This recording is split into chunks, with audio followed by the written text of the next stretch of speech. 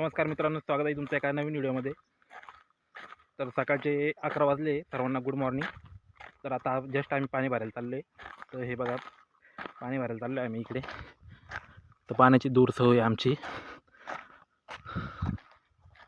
तर पाणी दुसरीकडून भरावं लागतं, पिण्याचं पाणी. तर अर्धा 1 किलोमीटर जावं लागतं ना. तर चाललो आता आम्ही विहिरीकडे. तर समोर चालली बायको आणि इकडे मी चाललो आहे हंडा घेऊन तिच्या मागं.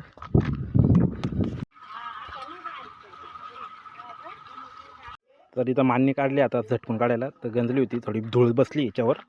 तिकडं आणवी येड्यावानी करते, पाणी भरायला यायचं हिला. तर मित्रांनो, आता एक खेप आणली, एक अंडा राहिला तिकडे, एक अंडा घेऊन यायचं आहे. तर जस्ट घराकडे आलो आता आम्ही. आणि इकडे शिवम बघा काय खेळतोय आणि हे येड्यावानी करते इकडे.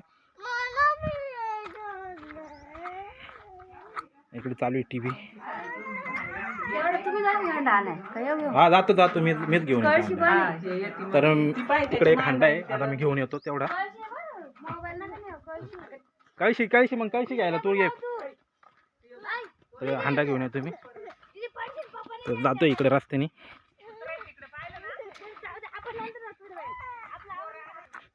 मस्त असं वातावरण आहे. अजून जत्राकडे जायचं आहे, जत्रा किती भरली बघायला. तर मित्रांनो, एक हंडा राहिला आहे, तर घेऊन येतो.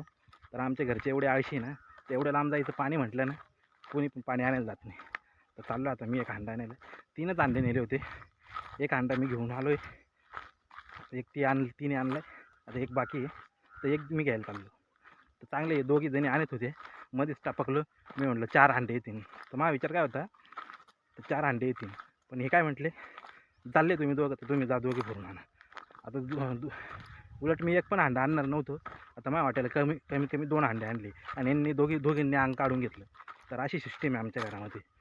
तर त्याच्यामुळं तर आमच्या घरात प्रगती होत नाही. तर प्रगती होण्यासाठी ना सगळ्यांनी काम केलं पाहिजे, सगळ्यांनी एकजूट राहिलं पाहिजे. पण कोणी कोणाची साथ देत नाही इथं, सगळे हरामखोर.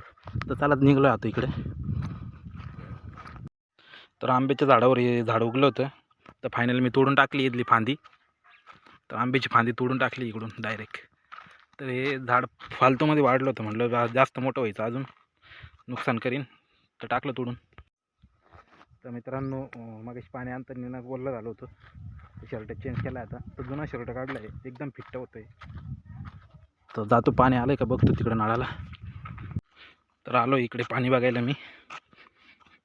तर म्हातारा इथं बसलाय. आलं का दादा? काय ते येतं पाणी. लाईट गेली आता, येईन परत लाईट. हे काहीच भरेल नाही का? हा, रिकाम आहे.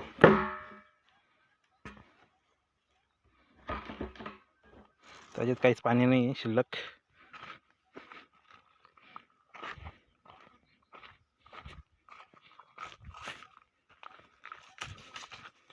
इकडे हे कोणत्या पाईपातून नवीन कनेक्शन घेतलं त्यांनी, त्याच्यातच होल मारलं का? तिथे होल मारायला पाईप बसवला ना. हा का?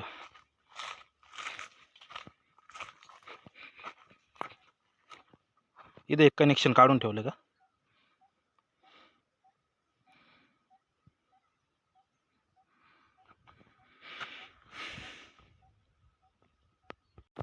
तर मित्रांनो, काय पाणी आलेलं नाही. चला आता घरी जाऊ, जेवण करू. आता जेवण करायचं आहे मला, जेवलं नाही मी. तर आपलं न होता तर घराकडे यायचं आहे. हो, आता पैशाचा प्रॉब्लेम आहे थोडा. तर फायनली मित्रांनो घराकडे आलो आहे. गाडी लावतो सावलीत गाडी लावतो. तर काही पाणी नाही आलं. दादा बसलाय राखणदार.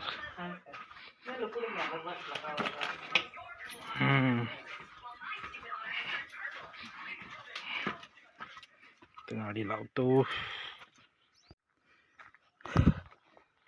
तर मित्रांनी बोलवलं होतं मला श्रामपूरला फिरायला जायचं आहे म्हणून.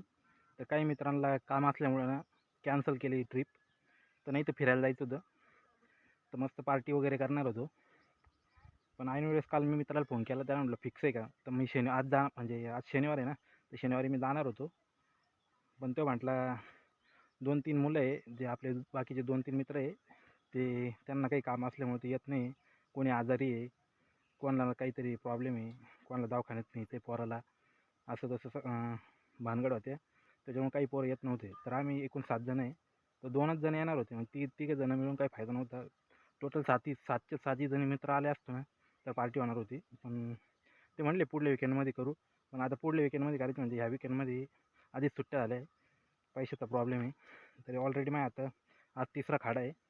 उद्या 4था आणि 5वा. 5 दिवस असेच वाया जाणार आहे. मागच्या महिन्यात पण असे 4-5 दिवस वाया गेले होते. त्यामुळे पैशाचा खूप प्रॉब्लेम झाला होता मला. आता पुन्हा तोच प्रॉब्लेम मला परत 1 तारखेला नाही. कारण भाडं मला लगेच येतं आहे आणि हा 28 तारखेचाच महिना आहे. त्याच्यामुळे लवकर भाडं येत नाही. लवकर भाडं भरावं लागणार आहे. त्याच्यामुळे प्रॉब्लेम येतो आहे. तर मित्रांनी ऐन वेळेस हे केलं. तर मला जायचं नव्हतं पण लय दिवसातून ते म्हणताय भेटू म्हणून मला जायचं होतं. नाही तर काय मग एवढं उतूनही चाललं होतं. पण जाऊ द्या. आता इकडे आलो घरी. आज शिवरात्र आहे उद्या. तर उद्या शिवरात्रीला जावं लागणार. शिवरात्र पण भरणार आहे उद्या. तो उद्याचा नाही तर परवाचा दिवस वाया जाईन अजून. तर म्हणजे 5 खाडे होतील. म्हणजे पूर्ण विकेंड वाया जाणार आहे. तर मग पुढच्या विकेंडमध्ये मला डायरेक्ट भाड्यासाठीच काम करावं लागणार. कारण 1 वीक माझं भाड्यासाठीच जातो. तर 1 विकेंड आहे सुट्टी मारल्यामुळे माझं जे आता गाडीचं मेंटेनन्स करायचं होतं मला, म्हणजे गाडी रिपेअर करायची होती, तो खर्च आता ह्या आठवड्यात करणार होतो मी. तर नेमके आता हे काम न केल्यामुळे प्रॉब्लेम होणार आहे. तर मित्रांनो बघू शकता मी गाडीचं खूप प्रॉब्लेम आहे. तर गाडीचं मला नाही क्लच प्लेट टाकायची आहे. क्लच प्लेट आणि याची क्लच वायर पण टाकायची आहे. ही क्लच वायर, ब्रेक वायर ठीक आहे. ब्रेक वायर मागच्या वेळेस टाकली होती मी. तर ब्रेक वायर काही टाकत नाही यावेळेस. आणि हे पुढचं पण ब्रेक लायनर पुढच्या वेळेस मागच्या वेळेस टाकलं होतं मी. तर टाकायची गरज नाही. पण पाठीमागचं टाकावं लागणार आहे कारण ब्रेक लागत नाही. थोडंसं टाईट करून घेतलं मी. पण टाईट करून काही फायदा नाही. ब्रेक लायनरच टाकावं लागणार आहे.